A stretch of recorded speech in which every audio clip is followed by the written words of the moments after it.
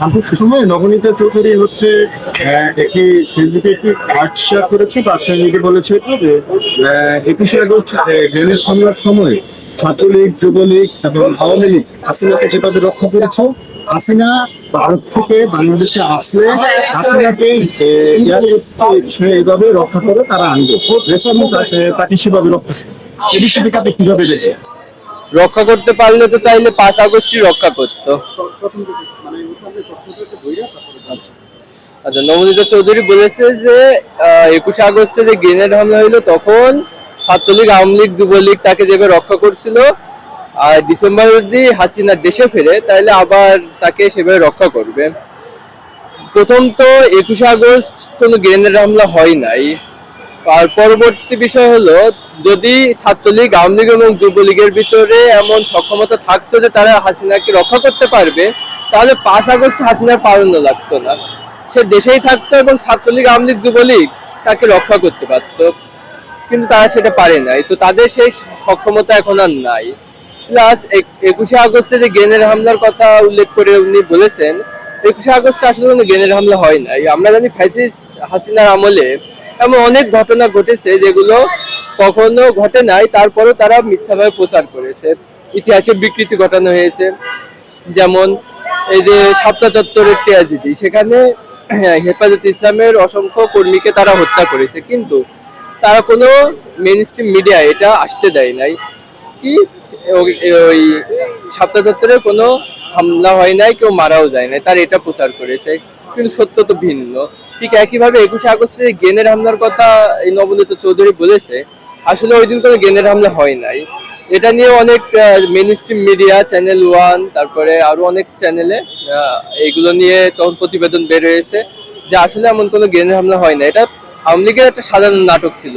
যদি সত্যি গ্রেনেড হামলা হতো তাহলে এমন হামলা হতো যেখানে হাসিনার বাঁচতো না, তার বাঁচার কোনো সুযোগ থাকতো না।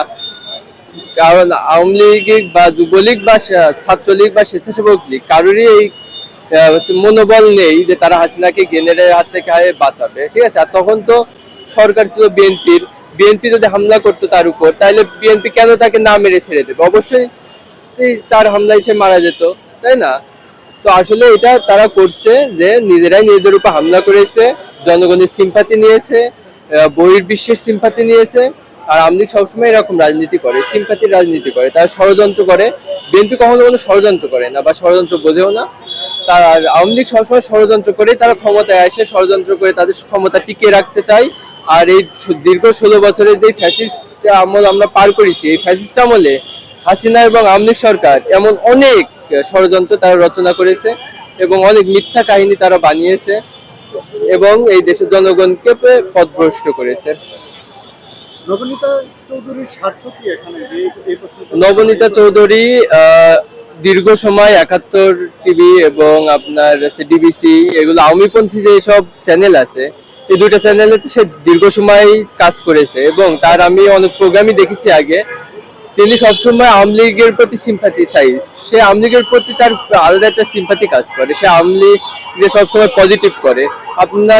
আপনাদের মনে থাকবে 25 সালে যখন মানে এই যে ওসমান হাদি ভাই হত্যা হলেন, তখন ভারত বিরোধী একটা আন্দোলন শুরু হয়, ইন্ডিয়া আউট আন্দোলন। যে ইন্ডিয়ার বিরুদ্ধে সবাই কথা বলে, অনলাইনে কথা বলতে শুরু করে, হ্যাশট্যাগ ইউজ হয় যে ইন্ডিয়া আউট, হ্যাশট্যাগ ইউজ করে সবাই পোস্ট করে, ঠিক আছে। ঠিক একই টাইমে এই নবনীতা চৌধুরী মিরর নামে একটা প্রোগ্রাম করে, সেখানে সে ইন্ডিয়াকে পজিটিভলি দেখায় এবং ইন্ডিয়া বাংলাদেশের সম্পর্কটারে পজিটিভলি দেখায়। এখানে বোঝা যাচ্ছে তার সে ইন্ডিয়ার পারপাস সার্ভ করে এবং আওয়ামী লীগের পারপাস সার্ভ করে। ইনারা যেহেতু মানে ধান্দাবাজ লোক, তো হয়তো ইন্ডিয়া থেকে বা আওয়ামী লীগ থেকে তাদেরকে টাকা পয়সা দেয়, দিয়ে তাদের দিয়ে এগুলো করাই।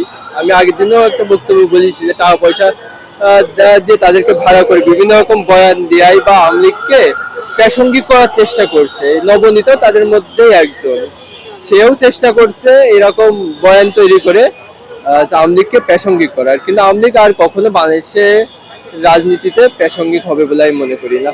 তারা যে গণহত্যা চালিয়েছে এবং জুলাইতে যে ম্যাসাকার চালিয়েছে, এরপর তাদের রাজনীতি আর কখনো এই দেশের মানুষ মেনে নিবে না। এবং হাসিনা যদি সত্যি ডিসেম্বরে আসে, হাসিনার বিচার এই দেশের জনগণ করবে। এখানে বিএনপির বিষয় না বা ছাত্রদল যুব দলেরও বিষয় না, এখানে বিএনপি জামাত বা কোনো রাজনৈতিক দলের বিষয় না, এখানে সবাই থাকবে হাসিনাকে প্রতিরোধ করার জন্য। এখানে সারা বাংলার জনগণ থাকবে, যেমন জুলাই আগস্টেও হাসিনার বিরুদ্ধে ছিল, যে হাসিনা আসলো তার বিরুদ্ধে অবস্থান নেবে। এখানে বিএনপি থাকবে, জামাত থাকবে, এনসিপি থাকবে এবং দেশের প্রতিটা সাধারণ জনগণ এখানে থাকবে তাকে প্রতিরোধ করার জন্য। আর যদি ছাত্রলীগ যুবলীগ আওয়ামী লীগের এই দুঃসাহস নেই, যদি থাকতো তাহলে তারা 5 আগস্ট হাসিনাকে বাঁচাতে পারতো।